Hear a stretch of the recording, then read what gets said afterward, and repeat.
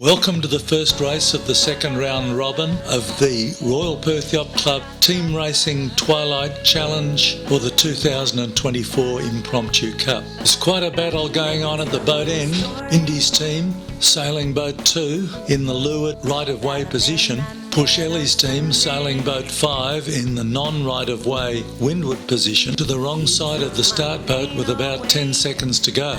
In this race, it is proven that Ellies have long memories and it's never over in team racing until it's over. We have a pretty even start here with the yellow team marginally in front with first, third and fifth. That is a pretty unstable combination.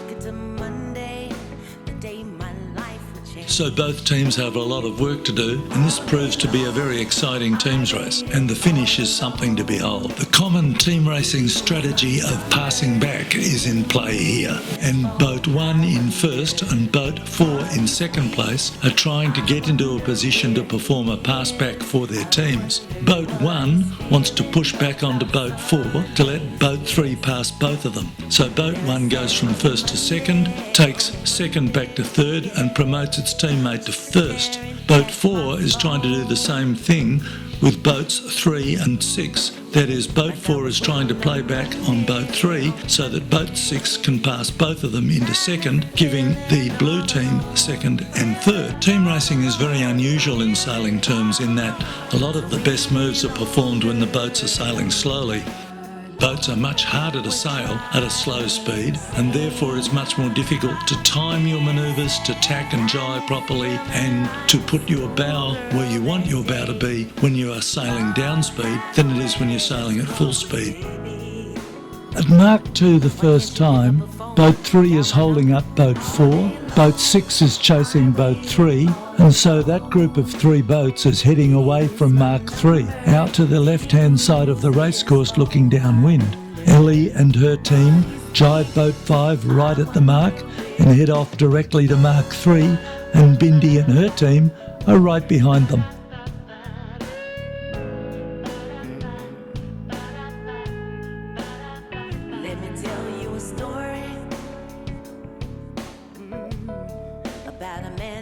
There are plenty of plots and subplots in any good team race, and at Mark 3 Boat 1 decides that the race is getting a bit out of control, so slows the race down to try and exert more control over it. And you can see the order in which the boats round Mark 3, which is quite different to the order in which they rounded Mark 2.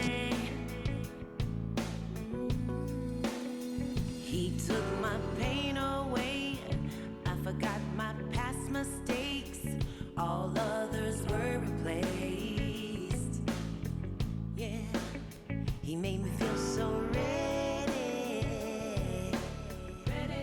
I didn't think I could make it to Monday, the day my life would change. All day long, I waited all alone. Did he lose my number? Did he lose his phone? And here Bindi tries to cross behind Ellie's stern, and she throws a tack in at the last second, trying to block Bindi's passage towards Mark 1 the second time. And Boat 6 is not far behind, with his eyes on Bindi's spot in third place. And if you take your eyes off Isaac for very long, he's right back at you again. And here you can see him coming in on port tack in good shape. And this time it is Ellie in Boat 5 trying to slow the race down, and you can see her flogging her jib to throw disturbed air back on her opponent's sails to slow them down in the hope that Boats 4 and 6 will be able to get close enough to give her a hand. Ellie does the approach to Mark 1 the second time very well and slows down the 2 opponents, compressing the race and giving her team a chance to win it. And at Mark 2 the second time, Ellie is at it again, blocking Boat 3 and bringing Boats 4 and 6 into the race, setting up a barnstorming finish.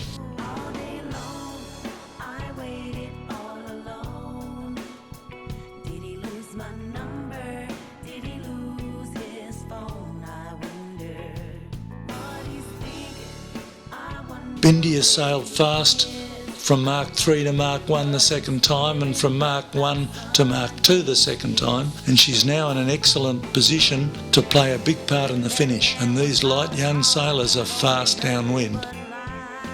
Recognising the threat, boats 5 and 6 rush over to boat 2 to put a double cover on her to stop her sailing away with the race, followed closely by Isaac.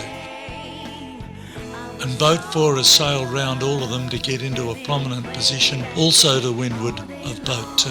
There's a really close finish brewing here.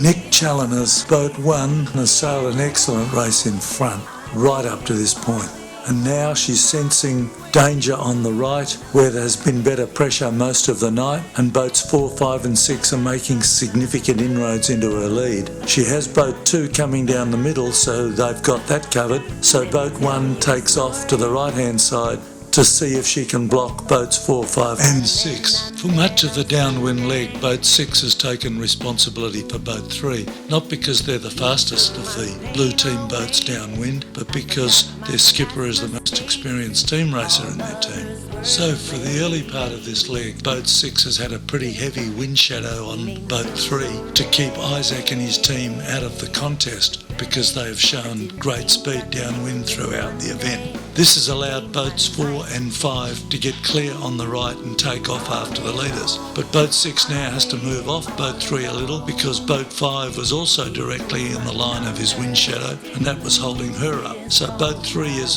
freed up a little, and there's a charge onto the finish line. Boat 1 goes to boat 4, but as soon as they do that, boat 5 dives through and looks like taking the lead and racing off to the finish. And of course Ellie is now on starboard jibe and Nick is on port jibe, so he has to give way to her when he comes back. So suddenly boats 4 and 5 are first and second. But Bindi's team is charging down the middle and Isaac's team's coming home hard on the right. This is going to be tight.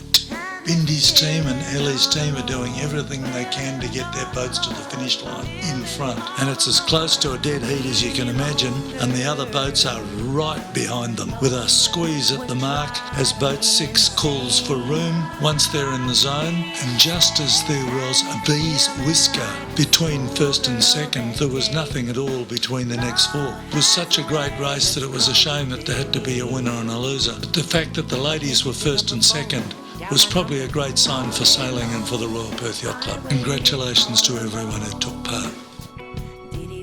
And of course none of this would be possible without the great support we received from the best yacht club in the world, the Royal Perth Yacht Club, and her boating operations department headed by Travis, Anna and Dana. And on the night, can't have a race without a starter finisher, and we have the master starters Bill Quinn and Ross O'Brien. Driving the media boat on day 3 is Andrew Walby, and behind the cameras, John and Trish Carlson. And if we've been able to make this look as much fun as it really is, why not contact the Royal Perth Yacht Club Boating Operations Office and give your details to them and allow us to contact you.